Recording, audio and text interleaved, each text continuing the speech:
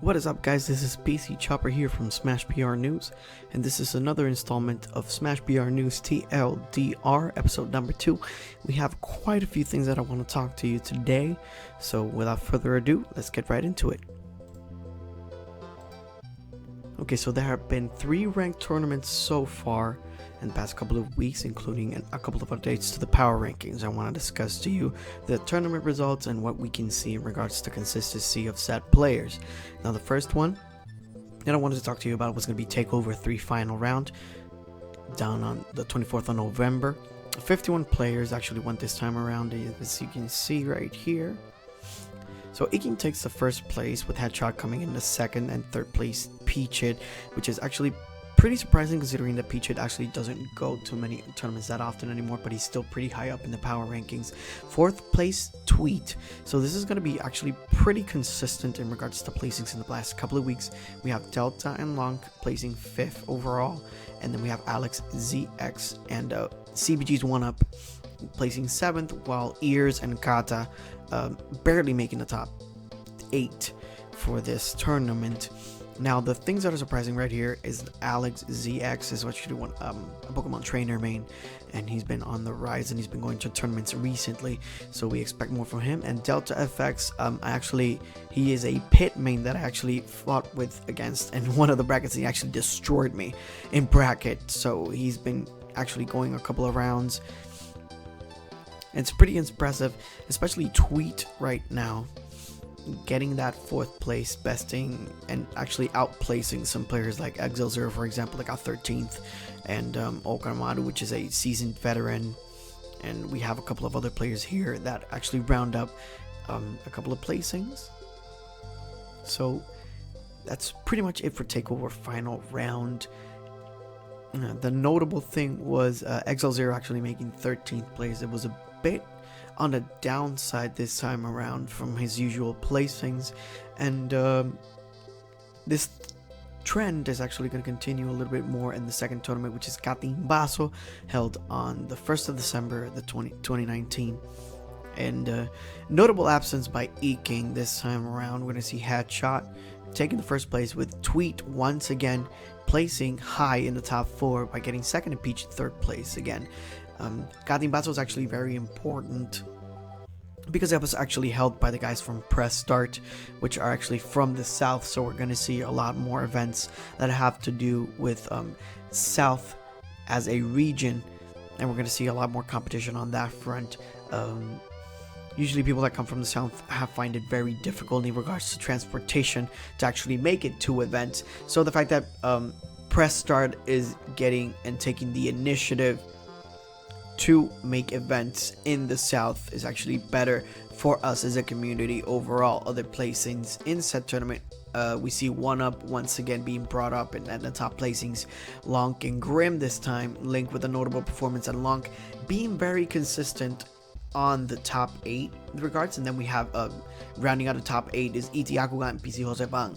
Now this is a notable placing for Akuga as well. He keeps continuing on the come up, and Josepang is a bit on the lower side considering his power ranking. Nevertheless, we see other people here, Aseo making a run as well, Solentium raising up a little bit more, Short Blue being a mean gunner and actually showing up big for this tournament. We have Super, Broco, Pana, Guaguita. So as you can see from this tournament and the last one, a couple of new faces overall that are actually grinding out the couple of weeks that we have left in the power rankings. And now the other tournament, which was the one that happened yesterday, Break the Bracket, the Smash Ultimate anniversary, considering that it was held on December 8th, 2019, which was a year removed from when Smash Ultimate started. And then we're going to see the same trend again that we usually see so far. This is Iking taking the first place. We see Tweet getting another notable placing as second place. So he has actually been second twice so far, only being defeated by the likes of Headshot and Iking. Headshot actually being one of the few players that can actually take sets off of Iking consistently now. And we see Akuga actually raising up all the way up to 3rd place. Josepang actually reaching a good placing. At 4th, we see Kata and Lonk getting 5th, and 1UP and Broco actually getting 7th to round up the top 8. We see Delta once again and Silentium getting just barely out of the top 8. So what is notable for this tournament is the fact that there were actually 30 players. So considering other tournaments that happened before, this is actually pretty much people did not attend as one would think they would. For example, Katibasa was 51 players, and the Weekend Takeover from the one who also had 51 players, lo and behold. So Break the Bracket was actually a very important tournament for people that were actually trying to get some more points by the end of the year. And these are pretty much tournaments that have happened the last 3 weeks. This week we have a ranked tournament in Aguada that was hosted by Xeon. Next week we have Merry Techmas that's brought to you by Zentric Gaming. And those are the tournaments that actually finalize the year that are going to be ranked before Curtain Call 2019 on December 29th. If you have an opportunity to go, this is an invitational event that's going to be the top 20 involved. I have a video previously made describing the tournament. If you want more details about it, you can totally show up. It's going to be again on December 29th, 2019 in La Pizzarepa Bar and Grill in Bayamón. It's going to be a pretty rocking tournament and a pretty rocking invitational where even if you are not invited or one of the top 20, you can still go and eat some pizza and hang out and play some friendlies. Okay, so having discussed a little bit of an overview of the tournaments, let's check out how the power rankings are looking so far. So this is the top 20 right now. I want to take a look at the last few placings. I actually want to go to top 25 instead of top 20. So we have Kit Kat and Neji that have not been able to attend that many tournaments, and that's why we see them dropping a few places, while as 1UP and Akuga, because of the placings of the recent tournaments, actually get bumped up a couple of placings, getting 23rd and 22nd. Broco again getting top 8 in one of the tournaments, and this one in Break the Bracket specifically. My apologies. Actually nets him a top 20 spot, so he would be classifying for Curtain Call if he maintains that level of consistency and actually gets more notable wins on the last 2 ranked tournaments that we have left. So Aseo doesn't move, and Lee Percent is right on the 18th spot. We haven't seen him in a couple of weeks as well. He did have a great showing at First Attack and the tournament before that, which was Takeover 2, and that actually net him enough points. You see here 6,141 to actually let him maintain that spot. However, he needs to be careful and try to attend at least 1 or more tournaments by the end of the year so he can actually participate in Curtain Call. Otherwise, we have people creeping up in the lower ranks. We have Silentium right here, Guaguita as well, and these are all players that can actually go up just by showing up and winning a couple of matches in the 2 tournaments that we have left. So ET Basic has not been very active this year. He has actually been in the top 5 all the way down to top 10, now top 15, and he's going to continue actually getting lower because he's not been active. He hasn't been able to attend that many tournaments either, so that's a thing that we got to take into consideration. Now, because of the placings that Lonk has been actually getting consistently, he's all the way up to 16 in comparison to where he was before, and Kata actually has a big bump, making it all the way to 13, beating older players like XL0, rekindling that melee rivalry that they used to have. Now we see Tweet comfortable in the 12th spot, Knight, Ren, Josebang, and Conde Gonu all the way up from 11 to 8, and not that much movement anywhere else besides the last few placings of the top 15. So we have E-King being comfortable in first place, and the point differential is actually very interesting because it's almost more than 1,000 points. And while Headshot and Peach It are actually pretty close, it's barely a 300 point differential. And Xeon, we haven't seen him either, so that's why he's dropping a few placings as well. He used to be all the way up here to 2nd, but now Headshot has actually been playing quite better considering how he started the year. and that's why he is actually in second place right now. So Craven, Tama, Conde, Josepan, and Ren round up the top 10. Pretty solid top 10 overall. The player that I would be looking for at the end of the year is definitely going to be Kata.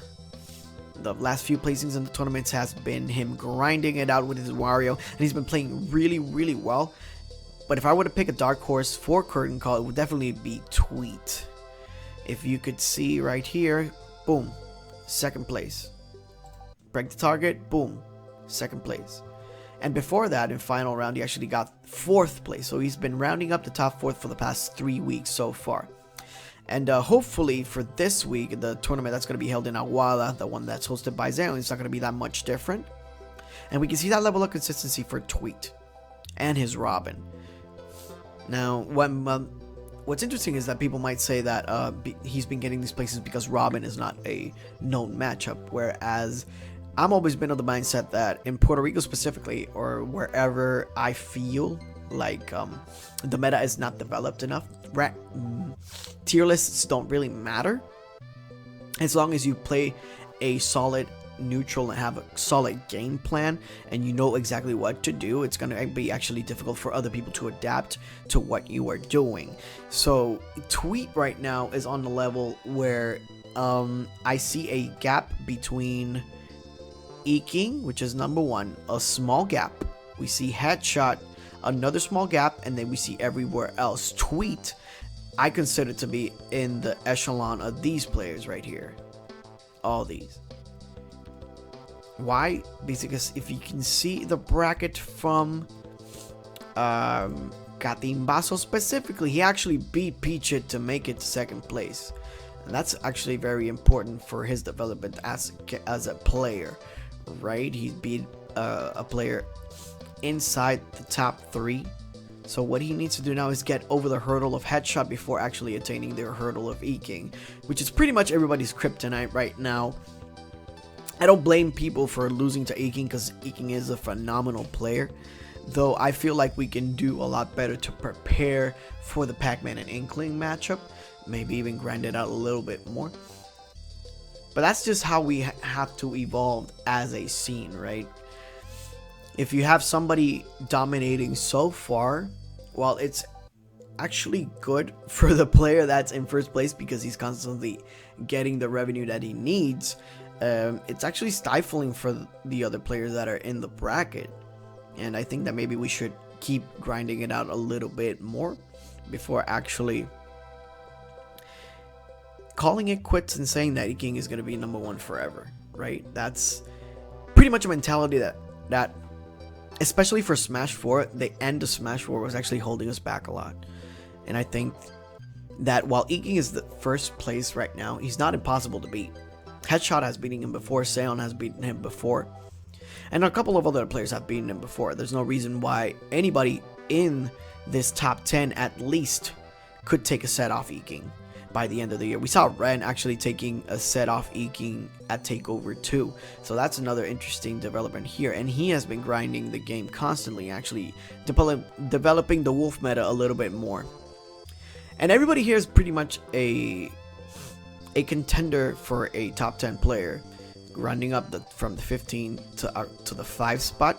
These are top 10 caliber players right here, and that's pretty much it for this video so far. I hope I didn't take too long. Let's see what we got here so far. I hope I didn't take too long, guys, but this has been your version of Smash BR News TLDR episode number 2. Just talking a little bit more of giving you an overview of the recent tournaments that have been going on and a little discussion of the power rankings. Next week, hopefully after the Aguada tournament, I will be making another shorter video and see how the rankings are affected the other week. And then after Mary Tech Mess as well, I'll try to see if I can get other people to get involved in the video as well, so we can discuss a little bit more in depth the power rankings and the tournament, how it went down. So thank you so much for hearing me rant a little bit about the Smash PR scene, and I'll see you guys next time. Thank you so much.